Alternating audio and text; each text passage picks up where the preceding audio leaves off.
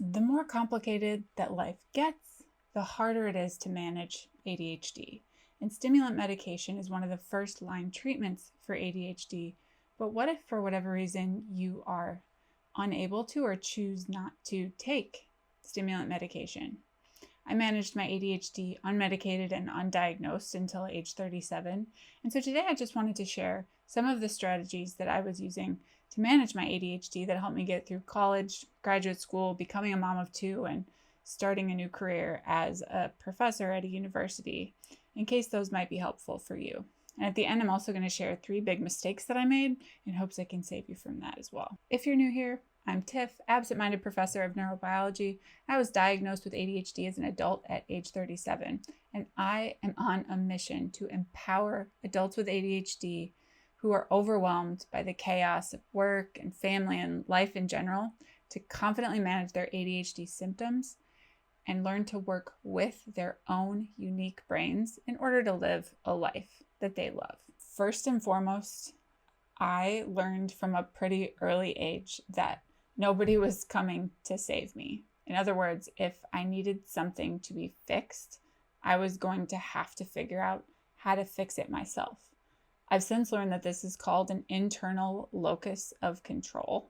An internal locus of control is a psychology term that basically means that a person believes that they have control over their own actions and that their efforts can have an impact on the outcomes in their lives. What this means is that you believe that you have the ability to choose how you respond in any given situation. Okay? And this might actually sound like a burden when you first hear it, but think about it a little bit. If you are in charge of how you respond to any given situation, that actually puts you in the driver's seat of your life and allows you to be hopeful and optimistic about the future. If you believe that the world happens to you, that your life is constantly happening to you, that actually puts you in a really powerless position and can lead you to a lot of hopelessness if things just keep on going wrong. I would always rather be in charge of my own destiny than have that sitting in anyone's hands but mine.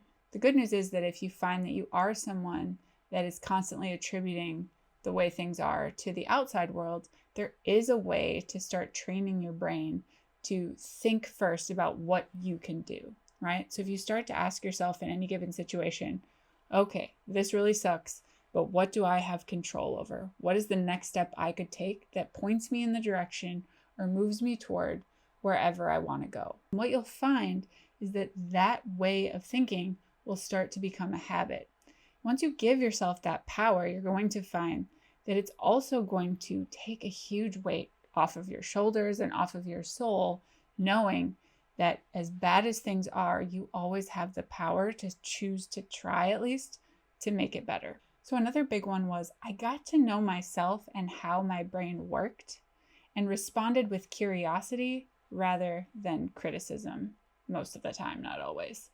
So what this meant is I kind of observed how I was handling certain things, and when there was something I wanted to change and it just wasn't working, I would sort of systematically go through and figure out what wasn't working about that. Maybe I can change this thing. Will that work better for me? My brain does this in these situations. Does that apply over here? And it was kind of a scientific method way of dissecting my brain. But by spending my energy on figuring out and working the problem instead of criticizing myself relentlessly, I was able to kind of get where I wanted to go. It wasn't, it was messy a lot of times. It wasn't perfect. I felt like it should have been easier, but I managed to kind of drag myself over whatever finish line I wanted to because I was willing to work with my brain instead of against it. One of the things I find most helpful as an easy thing to do to kind of switch the way you think, if you start to say, why can't I do this? Or I can't do this, say, I can't do this yet, or I haven't figured out how to do this yet. It implies to yourself that even though you aren't doing things exactly how you want to be, there's a solution, you just haven't found it yet. So another thing I did was I was willing to accept some shortcomings and deficiencies when it was something that I realized I didn't really care about changing. The further in life I get, the more I realize life has seasons, and nobody is good at all things in life during all seasons. So a really good example of this is when you are a new parent and you are exhausted. This was true for me, at least. Tell me if it's true for you in the comments. But when I had a newborn baby and I had some free time, I sure did not care to do the dishes or exercise. I wanted a nap. Okay? And I feel like, new mama, if you need a nap, go take a nap and let the dishes be in the sink, and that's okay, right? Don't spend any energy judging yourself for needing to rest. So now that I'm kind of past the new baby season, for example, my house is clean-ish a lot of the time, and I exercise often enough, right? And so those things are now, I'm in a season where I have the bandwidth and the desire to do them. So I've figured out ways to work them into my schedule. One other thing that I've always wanted to do that I've just given up on my ever doing is doing things like sending birthday cards or thank you cards. I just buy a birthday card and I hang on to it for like a year and I find it later, with a stamp and an address and filled out, but like not sent. So that's just a waste of money. And then feeling bad about it is just a waste of energy.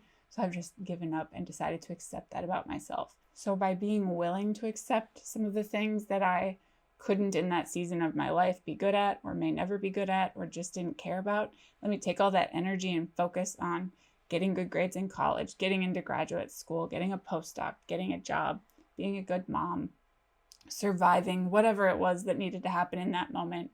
And energy is everything when you have ADHD, and this is a great way to save it if you can learn to just let go of the things that you just in reality aren't going to be able to fix right now. So before I move on to the next one, if you're getting value from this, could you please hit the like button or subscribe? It helps me grow this new small YouTube channel that I'm trying to get off the ground. I really appreciate it. So this next one I did unintentionally, but looking back, realized that it was actually really key to my successfully managing, especially impulsivity and being able to do some really boring tasks. And that was that I had a couple of really clear priorities that I could anchor sort of all of my decisions on. I really wanted to be a professor, and we were moving around the country for my goals. So that actually really gave me a good why when it came to doing some like painfully boring studying or tasks or things like that. I was always doing them in my mind because of that thing that I really wanted that was for not only me, but my family. And so it made those tasks much more interesting to accomplish and to do well because they were attached to this big important goal. And so that was something I was doing without even meaning to, that I think really helped me succeed, do things that were boring, and also avoid veering off of the path and taking some risks that would have put some of my main priorities in jeopardy. Another one, and this probably goes along with impulsivity, but in a good way, is I didn't overthink whether I could succeed at something. So trying to become a professor at a university is actually a really low probability, long-term path to take. So I didn't have a very good chance of being able to succeed at that.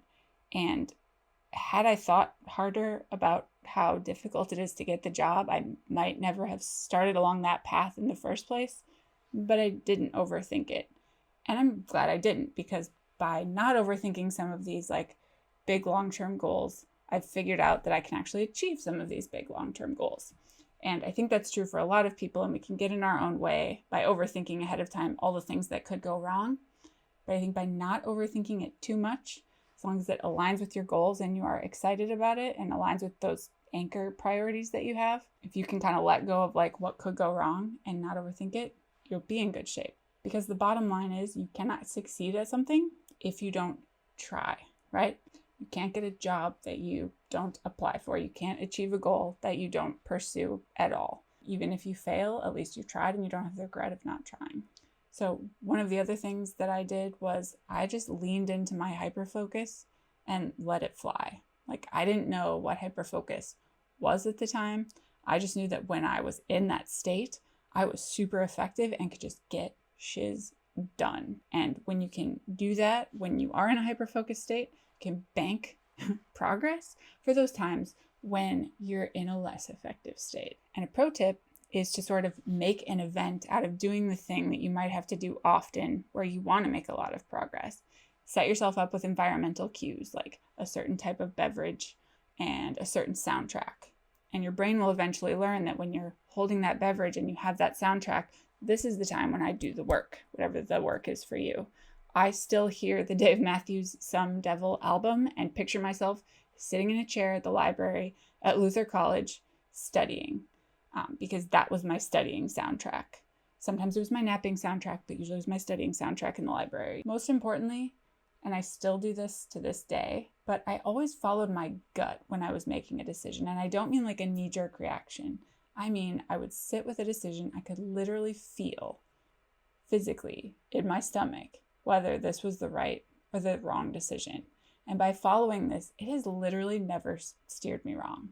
Once I was diagnosed with ADHD, I realized that following your gut is actually a win-win, because when something feels right or you're interested in it or you're invested in it, you're of course more likely to succeed on that path, because your brain functions best when it is excited, motivated, and interested in whatever it is you're doing.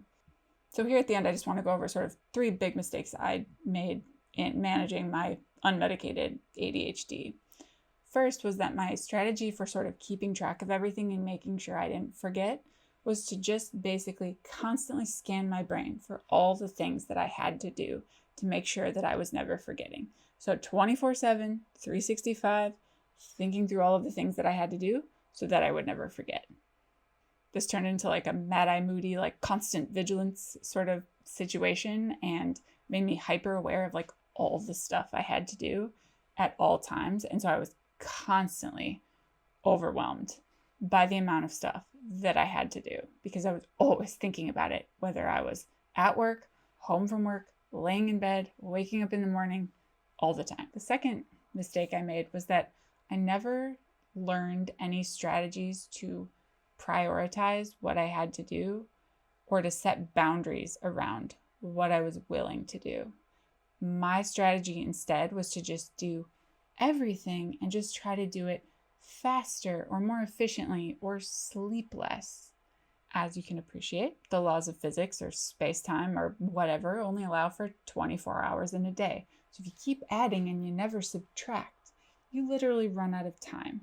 And you also develop a massive case of utter burnout that you must then spend a lot of time and effort digging yourself out of. Third, I didn't keep up with the dentist. I didn't want to have to find one that worked with my insurance over 2 different cities that we lived in. And by the time I finally went after my kids were born, I'll just say that it was not a pleasant experience. I now go to the dentist every 4 months instead of every 6 months. And I have a policy that when I leave a dentist or a doctor's office, I just make the next appointment, because I will not remember to do it later. And I do not cancel those appointments.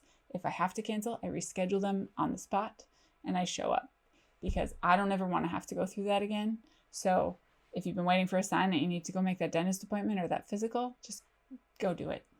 Let me know in the comments if you have your own strategies that you use to manage your ADHD that might be a little bit outside of the norm. And there's a link in the description below where you can sign up for my email list. Thank you so much for watching, and I will see you next time.